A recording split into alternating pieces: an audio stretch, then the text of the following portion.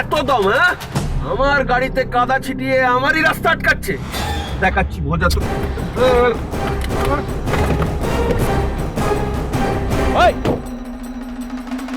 এটা কি মামলাবাদী হচ্ছে? কেলেঙ্কারি করেছে নন্দিনী। যা যা তোর বাবাকে সামলা। গাড়ি সরাও, হটাও। গাড়ি এখান থেকে 1 ইঞ্চ সরবে না।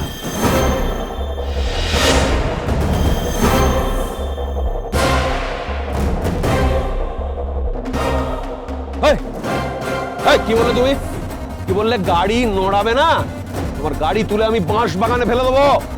পারলে দিন। কি সাহস! আমার এরিয়ায় ঢুকে আমাকেই চমকাচ্ছে। চমকাচ্ছেন তো আপনি। আমি তো এখনো শুরুই করিনি, আর যদি শুরু করি তাহলে সেটা মোটেই আপনার জন্য ভালো হবে না। কি বললে তুমি? আমাকে আমাকে হুমকি দিচ্ছ? হ্যাঁ, টায়ার আমি ফুটো করে দেবো তোমার। গাড়িতে হাত লাগিয়ে দেখুন। এই তোর সাহস থাকলে নেবে। গাড়িতে বসে তুই হুলুম হালুম করছিস তো? তুই নেবে তো থোতা মুখ আমি একদম পুরো ভোতা করে দেবো। আমার নাম এসআরকে, আমাকে তুই চিনিস না। বড্ড বেশি চেঁচাচ্ছেন।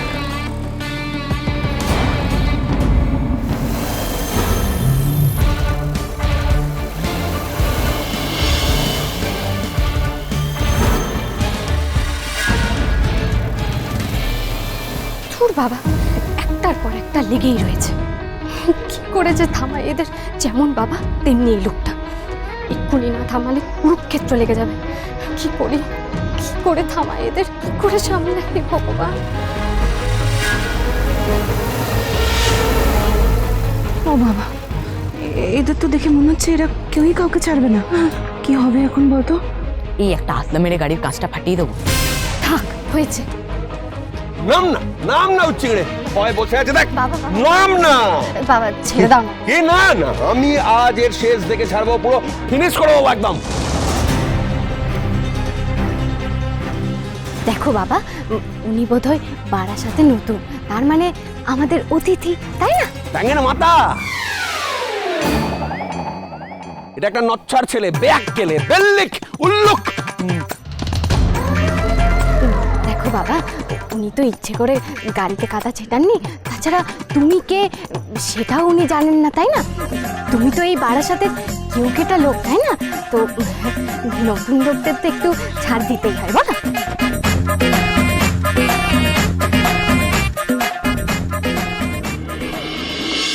প্লিজ একটু শুনবেন।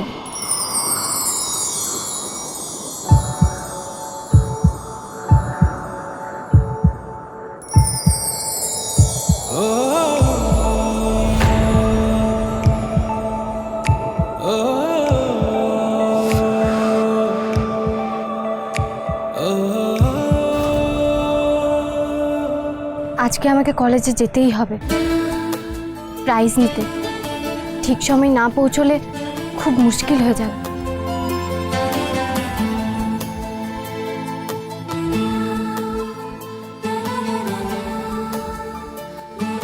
আপনিও তো ফুটবল ম্যাচ খেলতে যাচ্ছেন। আপনি যদি ম্যাচ জিতে প্রাইজ নিতে না যেতে পারেন তাহলে আপনার কেমন লাগবে একবার ভাবুন তো।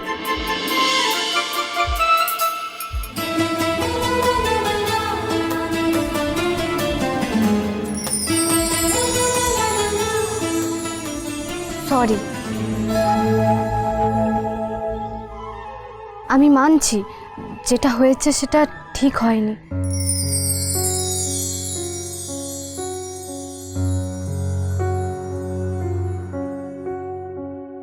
বৃষ্টি আসুক, ভেজে যাক সব, ভেসে যাক ঘর বাড়ি, শুধু তুমি হাতে ছুঁয়ে থাকলে আবার যেতে পারি। আলোর বায়না তোমার কাছে, তুমি তো পিছুটা। হাতে হাতে প্লিজ শুধু প্লিজ এবার গাড়িটা সরিয়ে নিন না, আমাদের দেরি হয়ে যাচ্ছে। তুমি প্রিয় মুখ, আদর অসুখ, কিছু ঠিক জানি নবাব নন্দিনী নবাব নন্দিনী। আপনার বাবা যদি ভদ্রভাবে একটু কথা বলতেন, তাহলে আপনাকে এভাবে আমার কাছে হাত জোর করে সরি বলতে হতো না, আর আপনাদের এই দেরিটাও হতো না।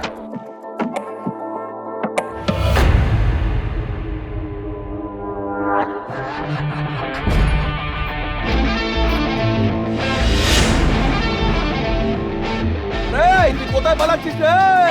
কোথায় পালাচ্ছিস? লজ্জার কথা কার উঠছিস?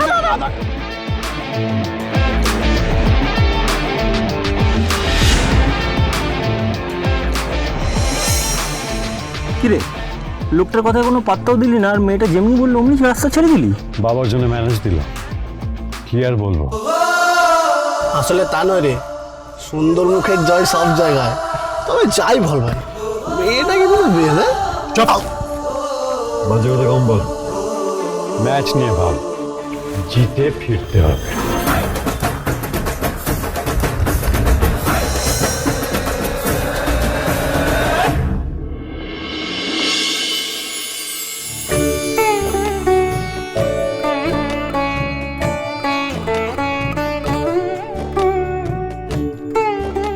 পুজোর ব্যাপারটা একটু তাড়াতাড়ি সারতে হবে ঠাকুর মশাই। তাড়াহুড়ো করে কি পুজো হয়? দেখুন ঠাকুরমশাই, আপনি তো আমাদের বাড়ির সবটাই জানেন। আমার বড় বৌমা যদি ফিরে এসে টের পায় যে আমরা ঘটা করে পুজো করছি, তাহলে আবার একটা অশান্তি বাঁধাবে। ওর কাছে এসব হলো বাজে খবর। তার উপরে নবাবের মঙ্গল কামনায় পুজো জানলে তো আর দেখতেই হবে না। দেখুন, এভাবে আপোষ করে চলা আমার খুব খারাপ লাগে। কি আর করা ঠাকুর মশাই, সংসারের রাজ যার হাতে, তার দাপটও সহ্য করতে হবে। এখন নবাবই আমাদের একমাত্র ভরসা। আপনি দেখুন ঠাকুর মশাই, ও যেন আজকের ম্যাচটা জিতে আসে। একটা ফুটবল ম্যাচ জিতে কি আপনাদের বাড়ির এতদিনের সমস্যা মিটবে? তবে সব খারাপের একটা শেষ আছে। আমি যা দেখছি, মন বলছে আপনাদের ভালো সময় আসছে। খুব শিগগিরই এ বাড়িতে মা লক্ষ্মীর আগমন হবে।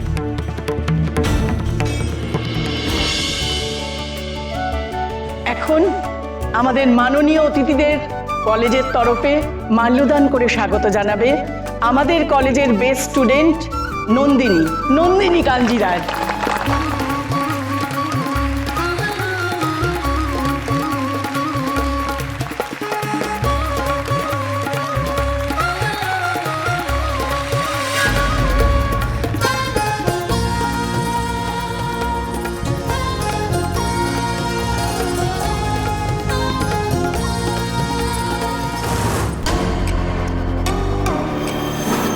নন্দিনী কাঞ্জিলা, যদি আজকের ইন্টারভিউটাও ক্র্যাক করে ফেলে, তাহলে ওকে হায়ার করার একটা ইচ্ছে রয়েছে আমাদের। আমি নিজে ওর ইন্টারভিউ নেব। আমি সেই মেয়ে, বস যাকে এত ইম্পর্টেন্স দিচ্ছে।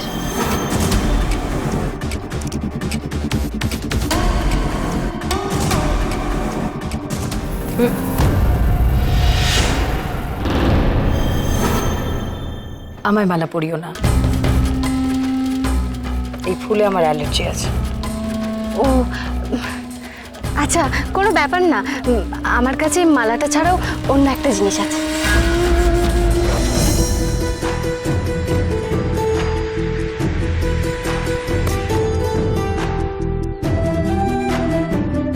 এই উত্তরীয়গুলো আমি নিজের হাতে বানিয়েছি আপনাদের জন্য। বাট